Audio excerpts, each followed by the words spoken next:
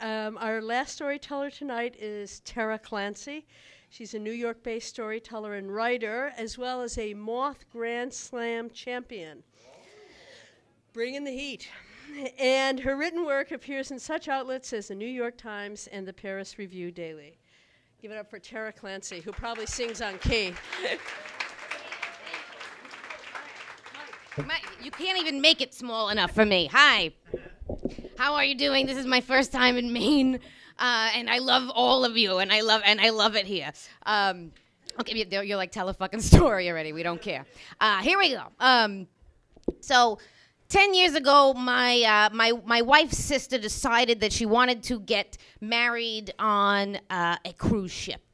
And so, of course, you know, we had to go along, which I was miserable about. I was terrified, actually. I was like, you know, if we're lucky enough that this thing doesn't, you know, crash or sink, you know, then we're definitely going to get that, you know, that neurovirus, you know, and like, forget about the germs on these things, you know, what about the people? You know, I'm like, they're going to, like, string our lesbian asses up on the Lido deck, you know? I'm like, just look at them, honey, look. Oh, I'm saying all of this out loud as we are walking up the gangplank. I'm like, just look at them, honey. I'm like, you know, look like that. It's like, you know, two zealots from Alabama, you know, two homophobes from Nebraska, you know, two neo-Nazis, you know, from Ohio. I'm like, this thing is like Noah's Ark for rejects, you know.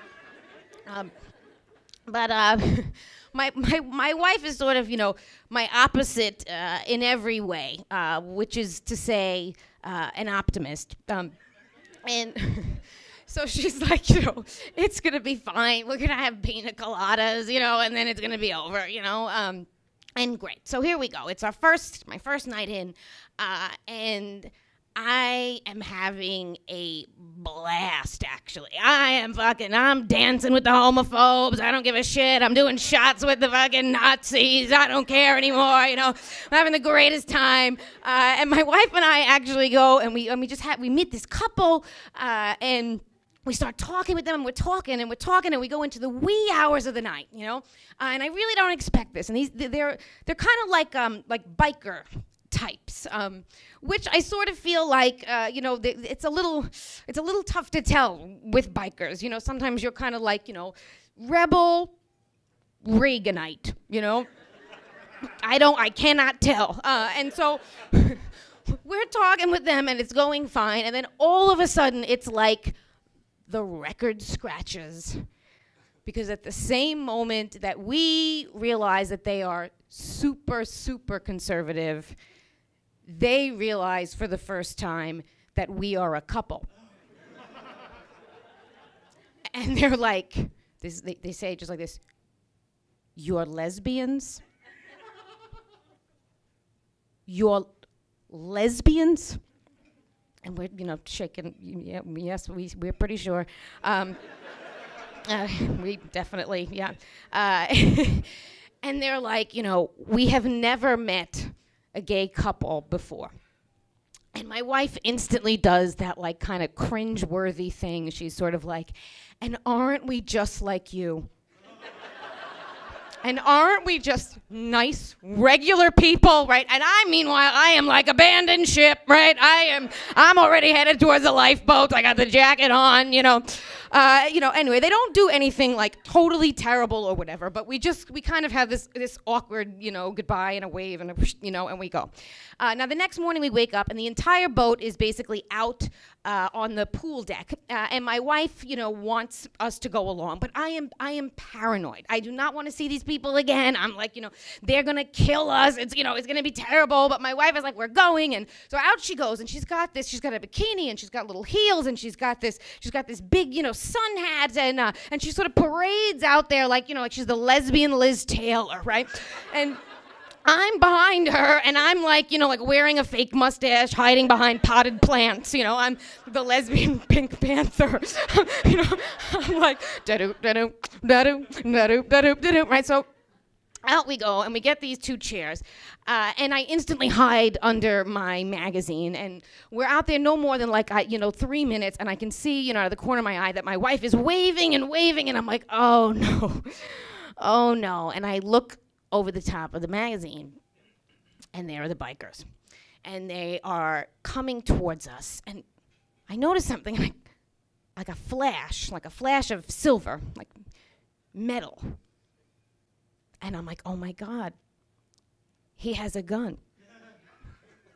Oh my God, he has smuggled a gun onto the ship. Oh my God, he has a gun. And so my genius instinct now is to hide back under my New Yorker, right? Likely bulletproof, I mean, it was a double issue. But here I am, and I'm under the magazine, and in like 30 seconds, they're at my feet, and I peer over the top, and there's the guy, and in his hands are 4 cans of Coors Light beer, as in not a gun. And he hands my wife and I each a beer, and he's like, him and his wife are like, listen, we're sorry for the awkwardness. You guys were awesome. We had so much fun talking with you, and we want to hang out again, and we hope that we can be friends. And my wife just turns to me, and she's like, you see? You see, right? And they pull up chairs. All right, so what's the point? The point is, I am a judgmental fucking asshole. That is the point. But this is a 2-part story. It turns out I got a chance to redeem myself a year later, all right? So here it is. A year later, I am bartending. It is just in a really rough dive bar where I grew up in New York, and it is just me and a very raggedy-looking old guy alone in the bar. And I am very wary, but he seems anxious to get a drink, so I serve it to him. And as soon as I turn to walk away, he says to my back, "Worst decision of your life."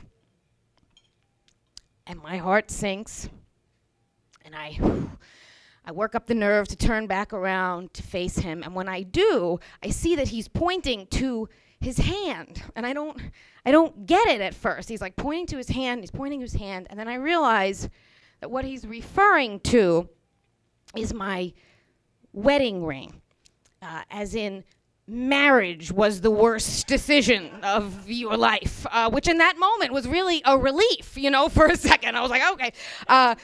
But then he goes into this crazy rant. He's like, you're going to want to kill that husband of yours. He's going to drive you crazy. You're going to want to murder that husband of yours in his sleep, Now, my dilemma here is actually twofold, right? Because on the one hand, I'm trying to figure out, is he regular nuts or is he like dangerous nuts, right?